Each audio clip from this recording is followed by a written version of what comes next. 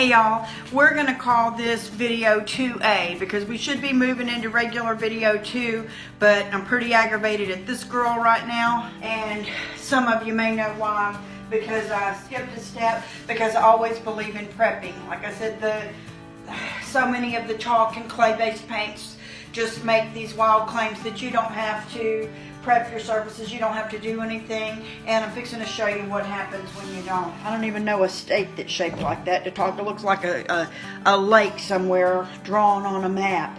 That's bleed through from underneath here. And at the time yesterday, whenever I was thinking about this and working on this, I said, stupidly, I'm not going to worry about this bleed through because at the top of finish that we're going to put on here, it's going to be layers and layers and layers of paint, and it's not really going to show. But I'm really afraid it's going to show. And so this is a dilemma that we're all going to face when you try to skip a step. You can see where the gouges are and things in there. Those are gouges. That's not exactly bleed through, but there is a tad of bleed through on the other front piece there. And those we're not going to worry about because those will, and please don't make me regret that and have a 3A in a minute, those will blend in with the finish. But this right here is going to come through my next layer of paint, and then it's going to bleed through my next layer of paint and my next layer of paint. So we've got to put a stop to it. And the way that you put a stop to it is by priming to begin with, a shellac based primer, and that blocks this and doesn't let it come through. So we're going to try this. I believe this is going to work. This is Minwax fast drying polyurethane clear satin. They had another one that I thought might have worked better, but it was in a gloss, which would have then given me another problem because the gloss would have made it hard for my next layers of paint to adhere.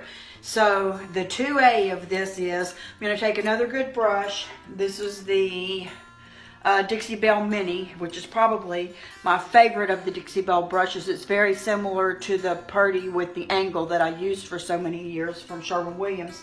And I'm going to put a coat of this on the top of here. Then I'm going to go to Dollar General and buy something here's another tip for you. This has nothing to do with the furniture, but you know, I own a coffee shop as well, and we have a large commercial grinder.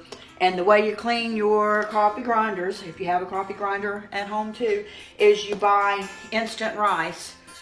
I don't know what else you would use it for because that seems sort of nasty to me. But anyways, you buy instant rice like in a box or whatever, and you run that through your grinder about every 3 months, and it cleans all of the oils and things like that off of your coffee grinder wheels and mechanisms and blades and all that. I'm just getting this on here because what I looked for in the ingredients on this was shellac first, but there was no shellac one. Then I looked for oil-based. So this is going to take a while to dry. This is going to, you know, it's not generally what you would want to use inside your house. I'm only doing the top portion here, so it's going to be just fine.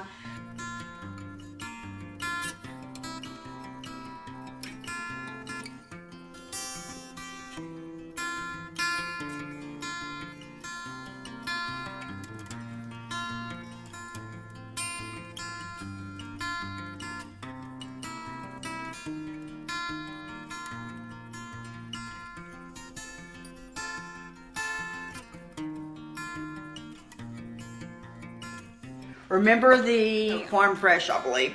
We put it in here overnight. See how, I mean, that is, I don't know how to explain the thickness of that. It's as thick as paint that you leave out overnight. If I think I'm funny right now, it's thicker than the thickest pudding you've ever got out of your refrigerator. Now we're on the real video 2, so this is going to be 2B. This looks pretty dry. It sort of feels tacky, but doesn't feel tacky at the same time. It's been a couple hours, and we're fixing to move on. So I wish I had my little rolling stool in here, but I don't. Let me show you what I got out. This is the putty knife I intend on using, but I grabbed a couple of other little things, some palette knives, and this little, which is probably like a, oh, what do you call it, a stencil brush or something, in case I need to drop some stuff on with that.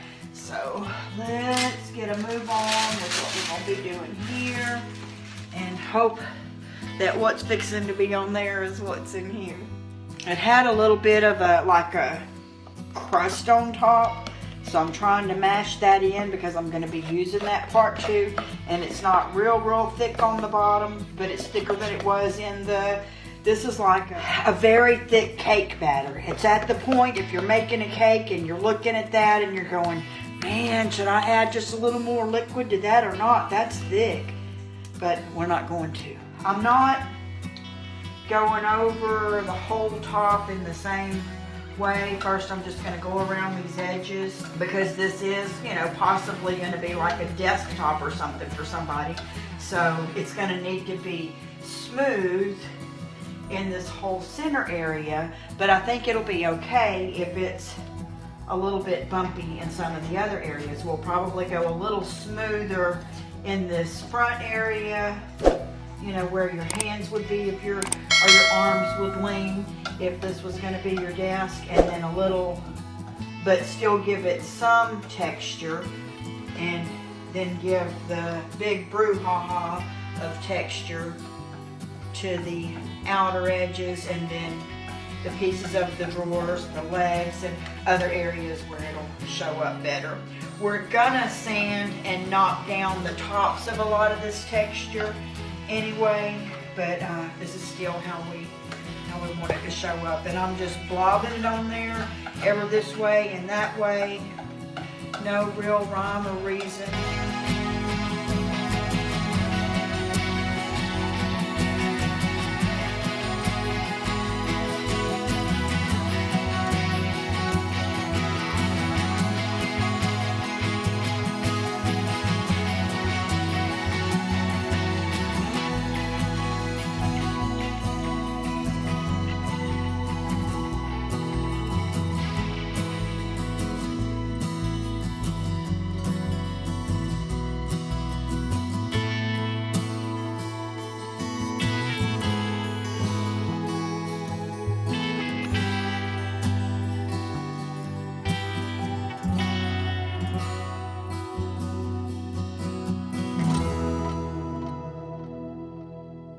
See right here, there's some lines and indentations. If I can hold it under here to show it. Can you see that? Yeah, you see it a little bit.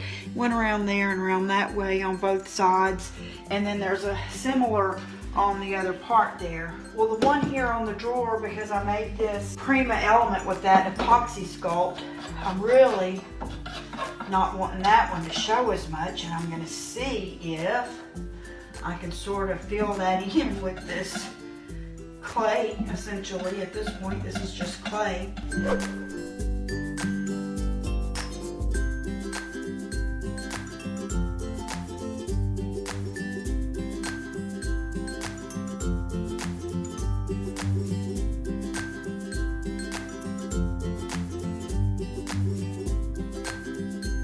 What I'm going to do now is these two front panels in the same exact way, but I'm getting low on this. Remember, I put a little bit of, squirted a little bit of water in what was left in the can last night, or the bottle, or the jar, whatever you want to call it. When we go down through the lower layers here, you know, sanding through after we put the other paint on, I do still want to find this color in the middle. So I'm gonna still put a light coat of this over the rest of it. It's just not going to be textured like the edges.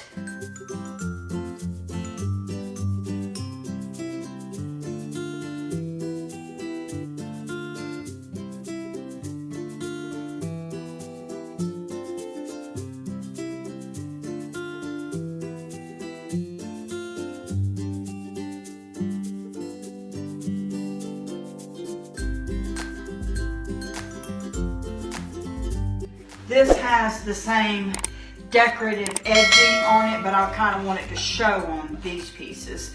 So I'll dig that back out in just a minute.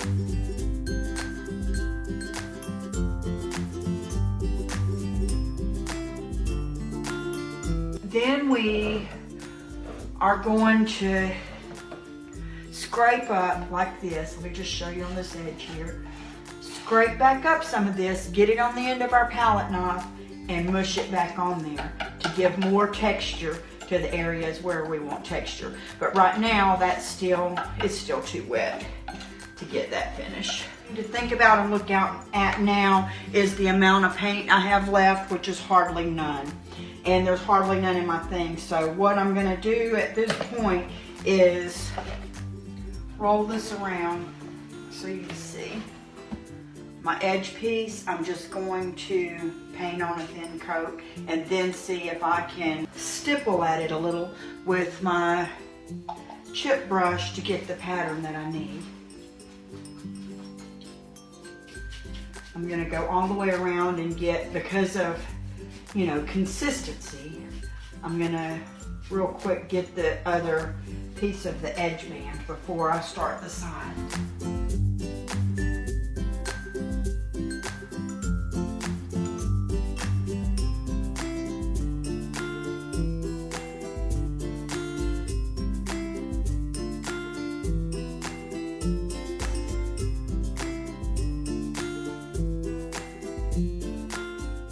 Can you see that? The areas of the legs that have detail, we know there's going to be distressing there. So I'm going to make sure and get a good coat there. Me to show you the scraping technique. Try to hold it up there. See where I can grab it by.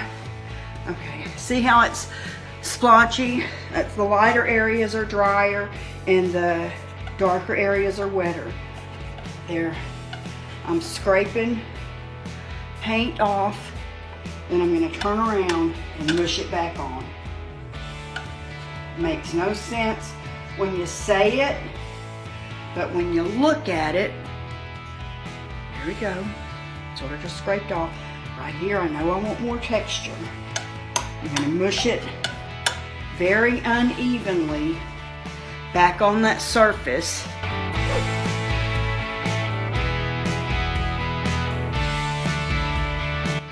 Now there's a big clob of it right there. That's what I'm wanting all the way around the edges. So I'm gonna keep on scraping, pull it back off, mash it back on, but in a rough textured manner. This is still pretty wet. We're gonna try it. Got a clump of it. Where can you see that? Right here. Mash. Scrape. Mash. See all this right here? Scrape. Scrape. Get it on there. Just mash and pull. Mash and pull. Mash and pull. Mash and pull. And in the meantime, what you won't have to watch is me trying to make paint come out of an empty container to get a thin coat on those legs, but that's going to happen before I see you next. Thanks. Bye.